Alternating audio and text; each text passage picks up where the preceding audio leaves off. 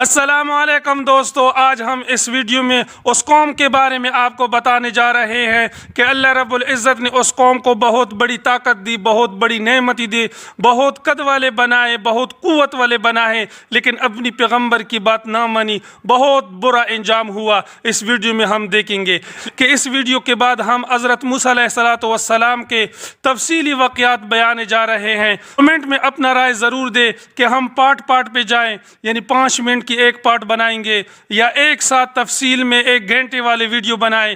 تو میرے دوستوں سے گزارش ہے کہ کمنٹ میں ضرور بتائیں۔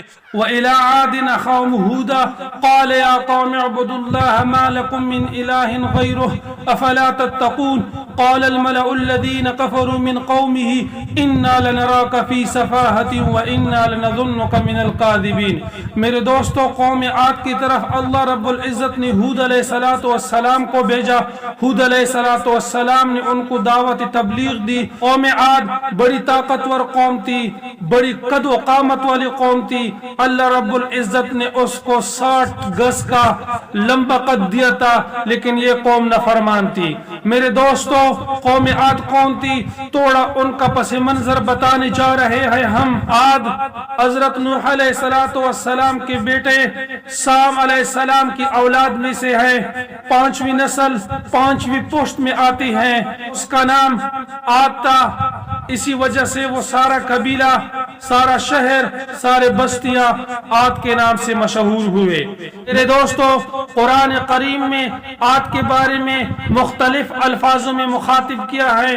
کبھی قرآن نے کہا ہے عادن الاولی، کبھی کہا ہے ارم ذات العماد، عاد کی کوئی دوسری نسل بھی گزر گئی ہے اس کے بعد، اس کو عاد اولی کہتے ہیں اور دوسرے کو عاد ثانیہ کہتے ہیں۔ اس میں مؤرخین کے مختلف اقوال ہیں، زیادہ مشہور یہ ہیں کہ عاد کے دادا کا نام ارم تھا اور ارم کے بیٹے اوس کی اولاد میں سے یہ عاد آیا، اس کو عاد اولی کہتے ہیں، اور اس کے دوسرے بیٹے کا نام جسو، جس کا بیٹا سمود ہے، اس کو عاد ثانیہ بھی کہتے ہیں اور قوم سمود بھی کہا جاتی ہے۔ میرے دوستو، جب اللہ تعالیٰ نے قوم عاد پر عذاب نازل فرمائی تو اس کا ایک وفد مکہ معظمہ میں گیا تھا، وہ عذاب سے بچ گئی، اس کو عاد اخروی بھی کہتے ہیں۔ اللہ رب العزت نے اس قوم کو بڑی طاقت دی، بڑی قد دیے، بڑی نعمتی دی، بہت ساری چیزیں عطا فرمائی نے ان کو باغات دیے، پل دیے۔ وہ زمین یہ جہاں رہتے تھے، شام سے لے کر یمن تک، یہ ان کی بستیاں تھی۔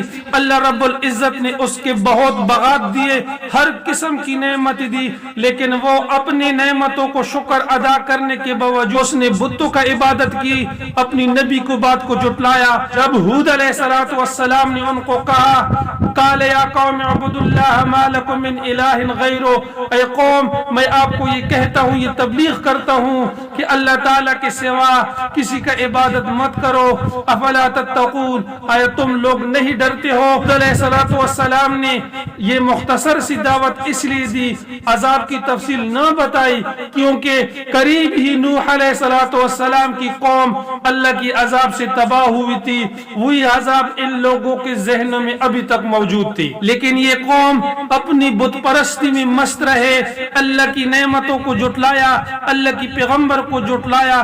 اللہ رب العزت نے جب ان پر عذاب کا فیصلہ کیا، سب سے پہلے اللہ رب العزت نے اس پر قد سالی لائی، قحط نازل فرمایا۔ 3 سال مسلسل بارش نہیں ہوئی، ان کے باغات جل گئے، خشک ہو گئے، ریتلی زمین بن گئی، لیکن یہ پھر بھی اپنی بت پرستی پر قائم رہے، اللہ تعالیٰ کے ساتھ شریک ٹھہرایا اور پیغمبر کی بات جھٹلائی۔ جب اللہ نے اس پر عذاب نازل کیا، تیز ہوائیں چلائی، ایسی تیز ہوا چلائی کہ یہ زمین سے اٹھ کر آسمان پہ چڑھے اور اپنے ایک دوسرے کے ساتھ سر لگ کر سر کے بل گر پڑے اور ان کے کلیجے پٹ گئے، ڈیر لگ گئی، سب کے سب ہلاک ہو گئے۔ اللہ رب العزت نے پھر فرمایا قل للہ الواحد القہار۔ اتنی طاقت رکھتے تھے کہ چلتے چلتے کھجور کے درخت ایک ہاتھ سے اکاڑ لیتے تھے، اور قدمی بھی 30 فٹ 60 گز سے لمبے قد تھے ان کے. بیماری ان کو کبھی نہیں آئی, درد اس نے کبھی دیکھا نہیں, تکلیف اس پہ کبھی نازل نہیں ہوئی. وہ اپنی جوانی اور اپنی طاقت پر مگن رہے اور اللہ رب العزت کی عذاب کو دعوت دی. قوم اپنے پیغمبر کو کہا کرتے تھے, قال الملأ الذین کفروا من قومہ, ان کے جو بڑے سردار تھے وہ کہتے تھے, ان لنراک فی صفاہت وان لنظنک من الکاذبین, کہ تم بے عقل ہو, تیرا عقل کام نہیں کرتا, ہم تو تیرے کو جھوٹا گمان لیتے ہیں. اپنی پیغمبر کی بات جھٹلائی, اللہ کی عذاب نے ان پہ آ پڑی اور سب نیست و نبوت ہو گئے.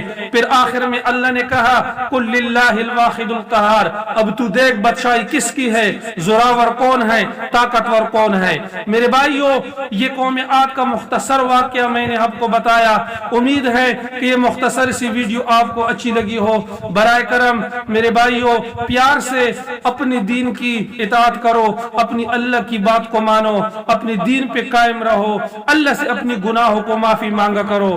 اگر یہ ویڈیو آپ کو اچھی لگی ہو, برائے کرم ویڈیو کو لائک اور چینل کو سبسکرائب کریے. بہت سارا خیال رکھیے, ملتے ہیں نیکسٹ ویڈیو میں, تب تک کے لیے اتنا کافی. اللہ حافظ.